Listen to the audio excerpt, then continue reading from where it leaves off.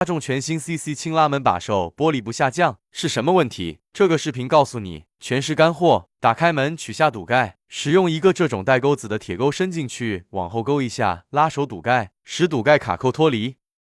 拉开门拉手，就可以很轻松的把拉手堵盖取下来，再把拉手往后一提，把拉手和门脱离开。可以看到门拉手的这里面有一个金属弹簧片，就是这个折弯位置变形了，弯度不够造成的轻拉门把手玻璃不下降。我们一般都是使用这个小工具进行校准正的，没有的话用一个平口改刀，再用一个钩子把后面垫着，同样可以。目的就是把里面金属弹簧片的弯度多折一点，相当于以前的弹簧片拉直了，现在要继续折弯多一点。完成后安装门拉手，把它挂好，接着拉开门拉手，安装门锁堵盖，继续使用钩子把刚刚拉出来的锁扣推回去锁住拉手堵盖，最后把这个小孔堵住就可以。完成后我试了下，非常好用，轻轻拉门拉手，玻璃自动下降，不会再刮蹭玻璃胶条了。